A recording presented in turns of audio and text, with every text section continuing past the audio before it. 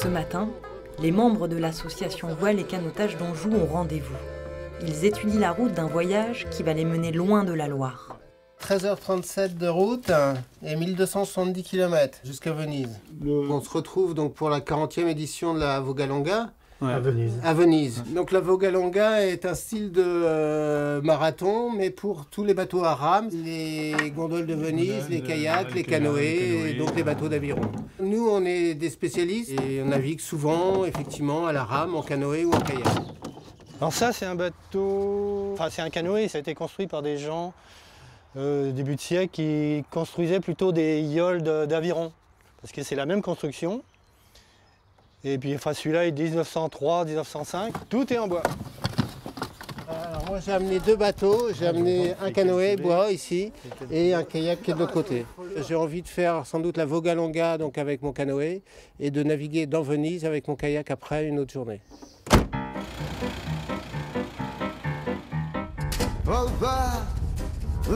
L'expédition, on avait décidé ça il y a 3 ans déjà à Venise, qu'on reviendrait pour la 40e. Et puis la 40e, bah voilà, on est parti. Là-bas, c'est quand même une lagune, donc c'est une eau calme, même si c'est une eau salée. Et puis bah, c'est plein d'îles, c'est un peu vaseux. La Loire, c'est un fleuve, il y a du courant. Ah bah c'est complètement différent. Les grandes villes sur la Loire, donc ça va être Saumur, Tours, Moulins, Moulins direction Genève, Chamonix, Turin, Milan et Milan Venise. D'après les prévisions, dès qu'on passe la frontière, il fait beau.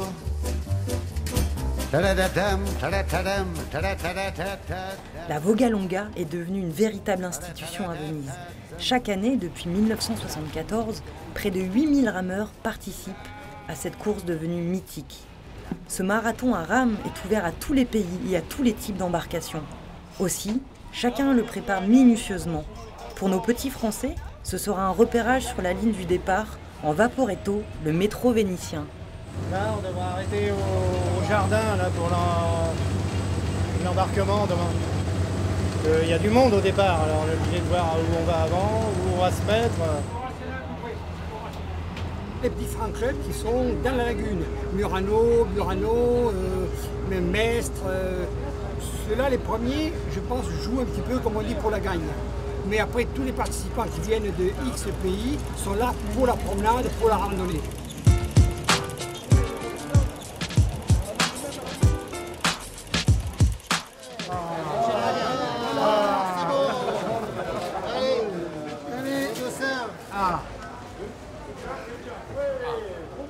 C'est trop beau, hein? Je suis le 1162e inscrit et il y a jusqu'à 1700 bateaux d'inscrits. On va se suivre. On est les seuls bateaux en bois, les seuls canoës bois, donc on va essayer de se suivre jusqu'au bout. C'est la première. Donc je suis super fier d'être là et super content quoi, parce que d'avoir découvert Venise et de pouvoir faire la Vogalonga, ça va être, je pense que ça va être assez extra.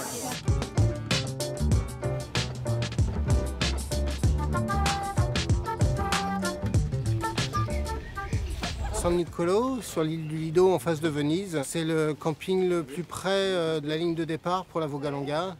Donc là, c'est la prépa des canoës. On va mettre les planchers, les sièges.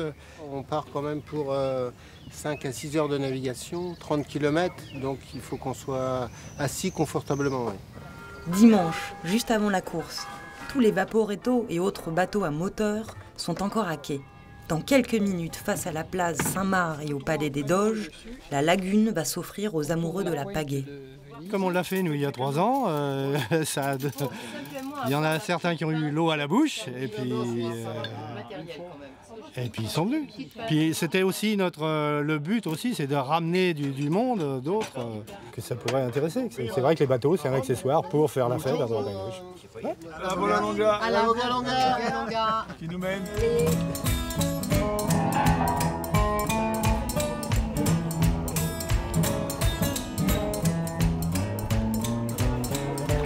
Swing low, chariot, swing low. Swing low, chariot, swing low. On attend le coup de canon du départ pour que tout le monde s'en aille dans la lagune et puisse naviguer à l'aise, parce que là on va être un peu serré au départ, quoi.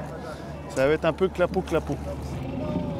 Là on va rencontrer plein de gens et puis plein de bateaux différents, quoi. Il y a des bateaux qu'on ne connaît pas du tout, ça permet de rencontrer plein de trucs comme ça. C'est riche en rencontres. Ouais, c'est parti!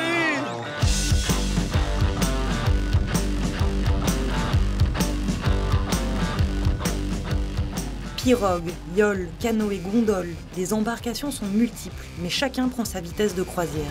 Maintenant chacun prend son rythme et puis il y a quand même... Les premiers, regarde, ils sont rendus là-bas. Ah bah ils sont loin déjà. Il ne faut pas de compétition, on est ensemble et on navigue ensemble. Donc on se surveille les uns les autres pour voir s'il n'y en a pas qui a des problèmes et puis on navigue comme ça, tranquille. On est comme en situation d'eau de mer, en fait c'est une lagune donc c'est de l'eau de mer. Et on n'a pas les vagues, la houle, tout ça qui des fois sont un peu enquiquinants. Il y a un entonnoir dans le virage, ça va être un peu chaud là. Au sortir de la lagune et avant de découvrir la cité des Doges, l'entrée dans le Grand Canal est aussi, pour les participants, le premier bain de foule. La foire d'empoigne, hein. Il faut être vigilant, il faut regarder, il y a des bateaux dans tous les sens. Il y a ceux qui sont déjà arrivés qui remontent, ceux qui sont devant nous, derrière nous. Alors il y a des bateaux d'aviron qui prennent très large.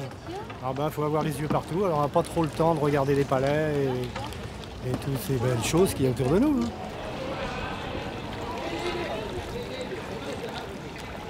De traverser le Grand Canal dans ce silence, que le bruit de l'eau, c'est le côté unique de la Vogalonga.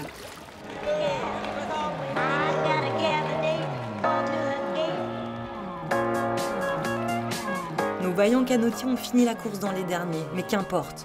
Ils repartent sur leur terre angevine avec le sentiment d'avoir vécu un moment magique dans les eaux vénitiennes. Ça valait le coup de faire cette randonnée et puis d'aller à Venise, parce que Venise c'est quand même extraordinaire.